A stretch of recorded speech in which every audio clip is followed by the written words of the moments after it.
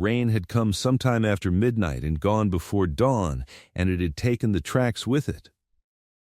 Eli Sanborn stood at the broken rail of the north corral with the cut end of a picket rope in his hand, turning it over as though the fibers might tell him something the mud would not. 10 horses had stood in that corral the evening before. 10 head, counted and recounted, the whole of what remained after 2 lean years, the whole of what stood between the ranch and the remount contract that would either save it or let it go under with half the county's failed outfits. Now there was nothing in the corral but churned earth and a busted rail and gray light coming up flat and indifferent over the sandhills. Gideon stood at the gate in his nightshirt with his boots on the wrong feet, watching his father's face the way he watched weather for the first sign of what was coming. 10, Eli said, not to the boy, to the empty corral, to the rope in his hand, to nobody in particular. Gideon did not ask what would happen now. He had learned, in the 2 years since his mother died, that some questions only made a grown man's jaw work harder, and he did not want to see his father's jaw work like that this morning. Instead, he crossed the yard, took up the other end of the cut rope where it dangled from the rail, and held it, as if by keeping his half he could stop whatever remained from getting away too. Eli looked down at him for a long moment and said nothing at all. There was nothing yet worth saying. The notice had gone up in the mercantile window in Ogallala 6 weeks before any of it. Housekeeper wanted, ranch work, room A&D board, wages on the 1st of each month. Ruth Calloway had read it twice, folded the paper it was printed on into her coat pocket, and walked the length of the street before she let herself turn back. She was 32, a widow of 3 years, and she had answered 4 such notices since her husband's cattle money ran out with his lungs. This one she answered because the handwriting on it was a man's, careful and square, the kind of hand that did not waste words, and because the address given was far enough from the railhead that she did not expect to be recognized by anyone who had known her before. Eli met her wagon at the gate himself.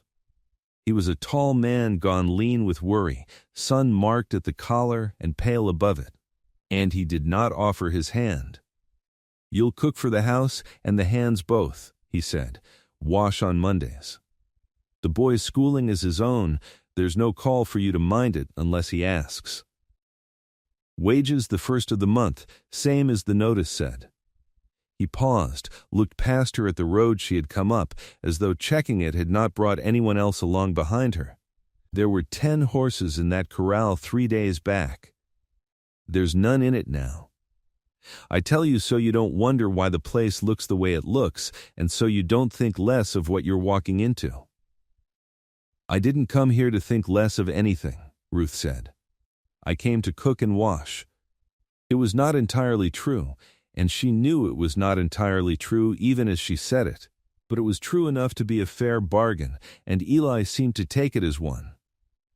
He showed her the room off the kitchen that would be hers, small and clean and smelling faintly of the cedar chest that had stood there before her, and then the well, and then the garden gone half to weed for want of a second pair of hands to tend it.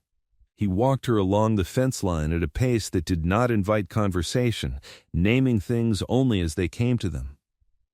The smokehouse, the chicken run, thin now, 2 hens short of what it should have held.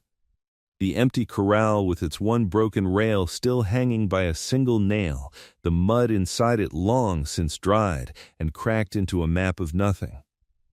He did not show her the barn. She noticed that he did not show her the barn, and filed the noticing away without remark, the way she filed most things. There was a hitch in his walk, she noticed too, on the left side, slight enough that a person might take it for a stone in the boot if they did not watch it over several strides.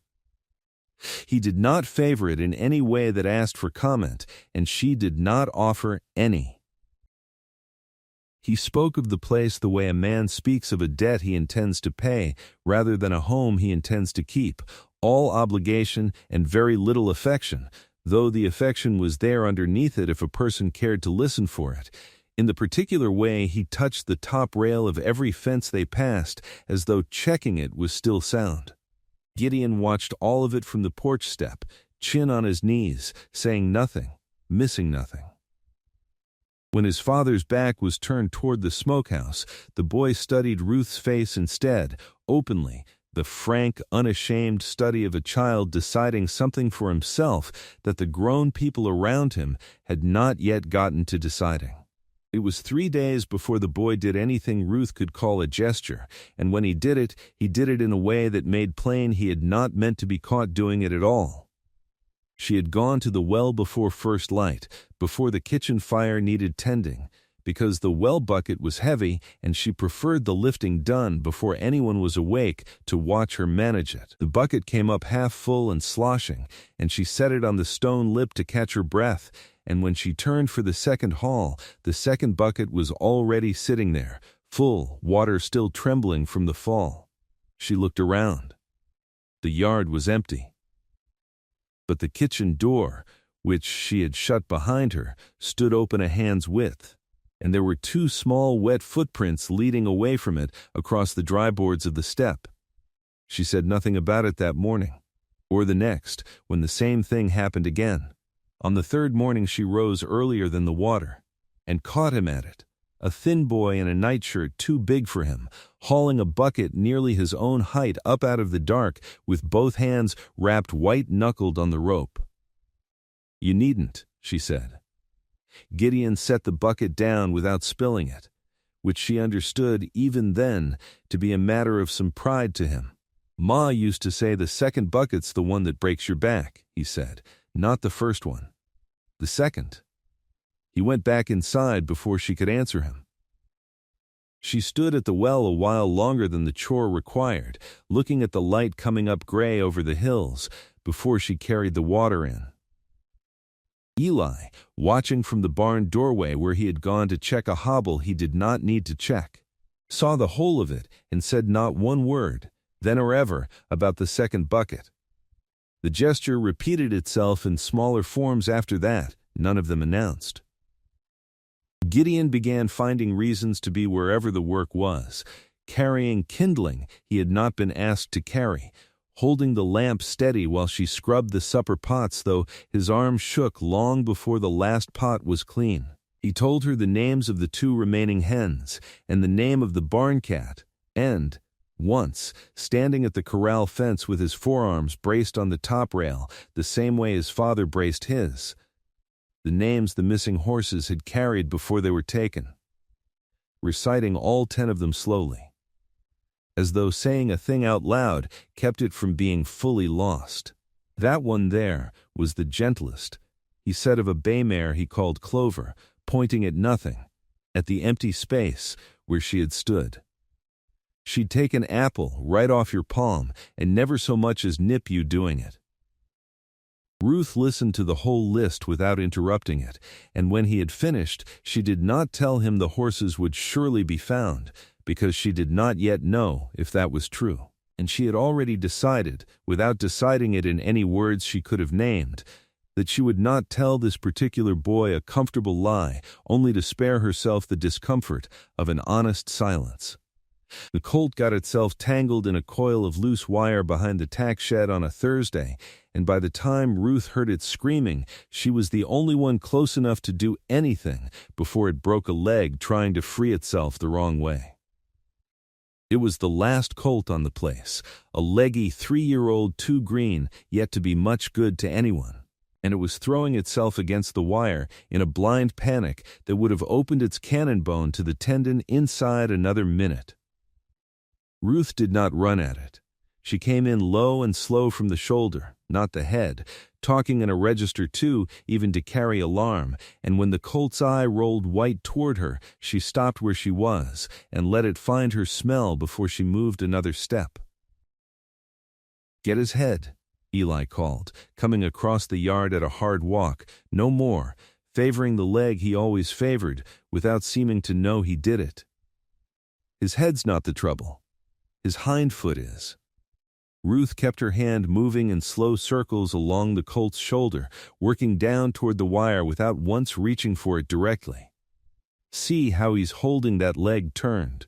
He's not caught in the wire so much as standing on the loop of it, and every time he pulls forward it tightens instead of loosening. She waited for the colt's breathing to come down out of its throat, then knelt, unhurried, and lifted the trapped hoof the way a man lifts a hoof to check a shoe, easing the wire loop free of the frog before it could bite deeper. The colt stood shaking, but sound.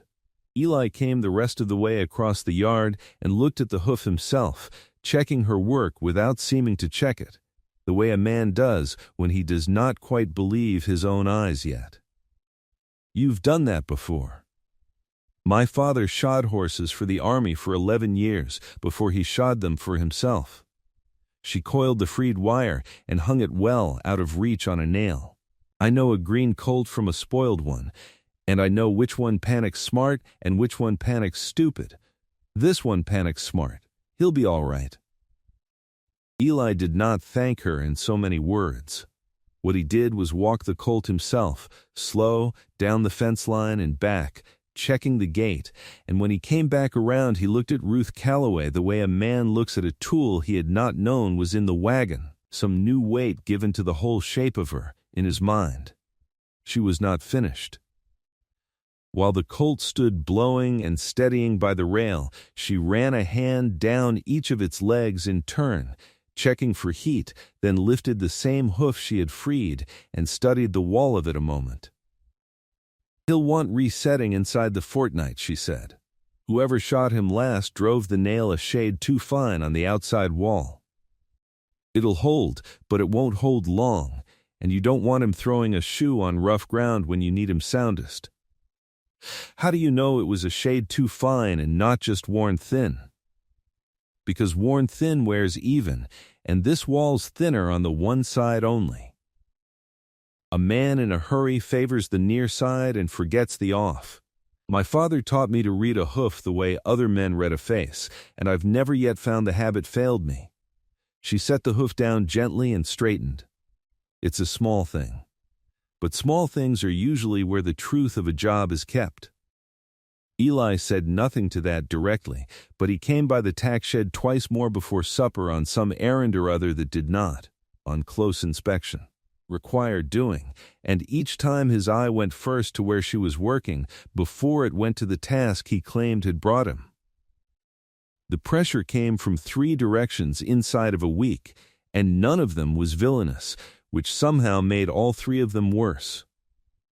The first was the letter from the remount buyer at the railhead, stating plain that he would be through the county again inside the fortnight and would need to see stock in hand, not stock promised, or the contract would go to the Halverson place instead. Eli read it twice at the kitchen table and did not read it a third time out loud. The second was town talk, which Ruth heard for herself the one Saturday she rode in for salt and coffee. Women at the dry goods counter did not trouble to lower their voices much. A man alone with a boy and no stock and no wife 2 years gone, they said, was a man the county ought to help along toward selling. Kindly, before pride cost him the whole place. It was not said with cruelty. It was said the way people say true things they have decided are also merciful. The third was Whitcomb. He came out on a Sunday in a good buggy, a decent enough man who had known Eli's father and meant, so far as Ruth could tell, exactly what he said. He offered a fair price for the land, more than fair, and framed it the way a neighbor frames an act of rescue rather than a purchase. Nobody would think the less of you, Eli, a man alone with a boy this age, and the stock gone besides. Take the offer, get set up in town where the boy can be near a school proper, and this whole business stops being a weight on you. It's not for sale, Eli said. It doesn't have to be today.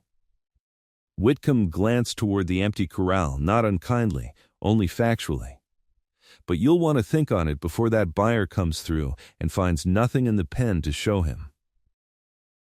After the buggy had gone, Eli walked out past the barn alone, and Ruth, coming from the garden with an armful of what little it had given her, saw him stop at the fence line where the ground fell away toward the river crossing and stand there with both hands on the top rail, not moving. For longer than any errand could account for. She had heard enough by then, from Gideon mostly, in the unguarded way children tell the truths adults have agreed not to say aloud, to understand what that fence line meant. The stallion that broke Eli's leg 2 winters back had reared at that crossing, spooked by nothing anyone ever identified, and thrown him under its own falling weight into water, running high with the spring melt.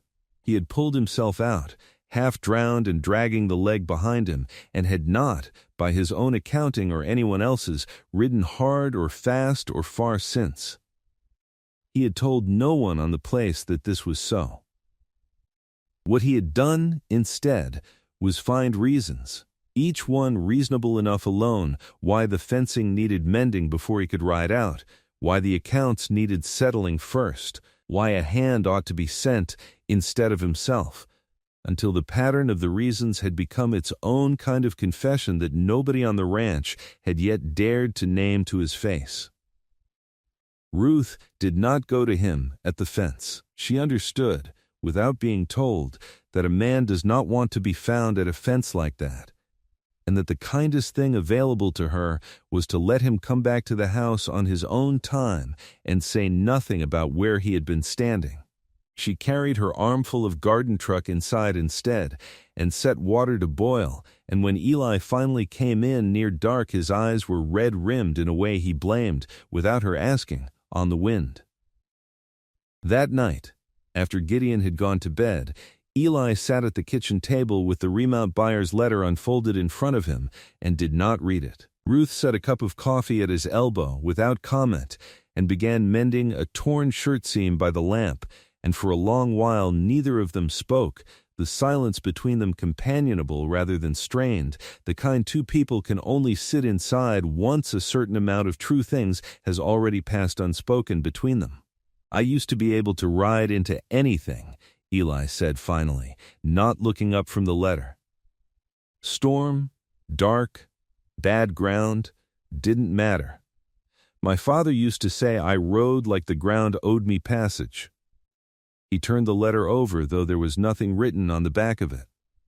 "I haven't ridden past a trot since the crossing.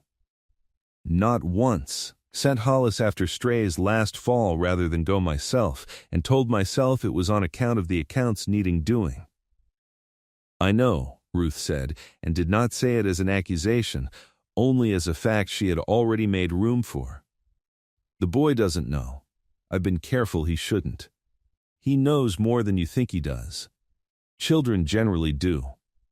She bit off her thread and did not look up either.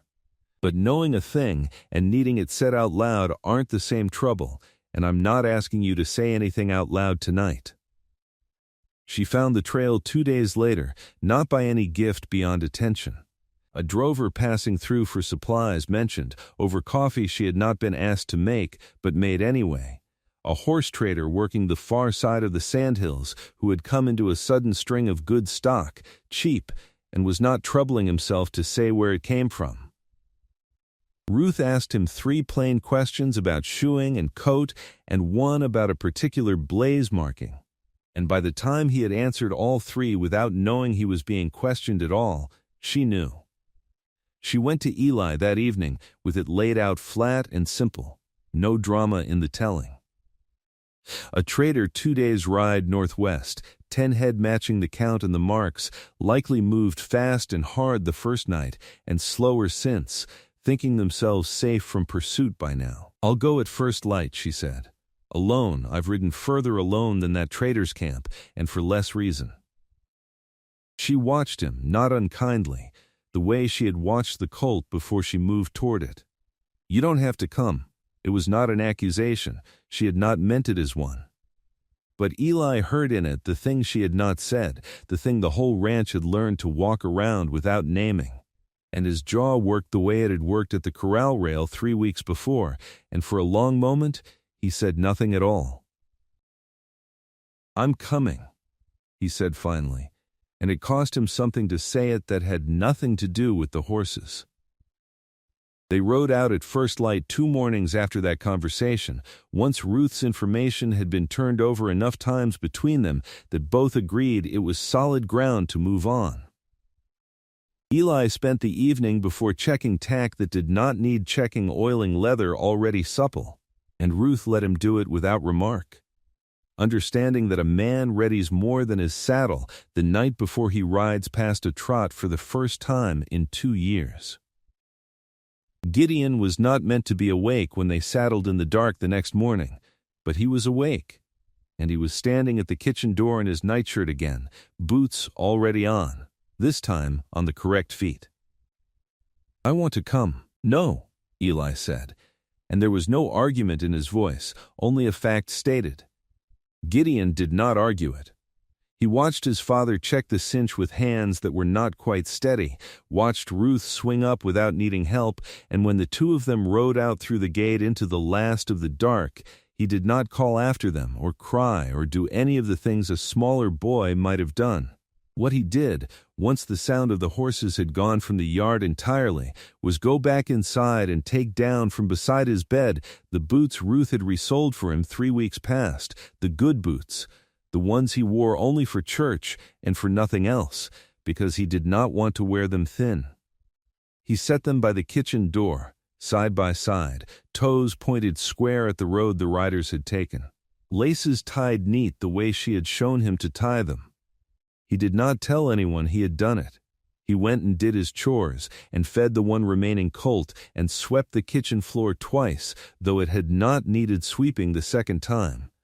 And when his father and Ruth Calloway rode back into the yard 2 days later, leading 10 horses on a string, tired and dust-caked and whole, Gideon was the one who counted them out loud from the porch step, 1 through 10, before either adult had said a single word about how it had gone.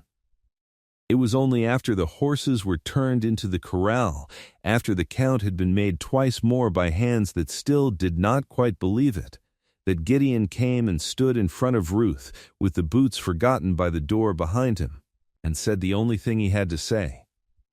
"I put my church boots out for the road, so it would know to send you back on it."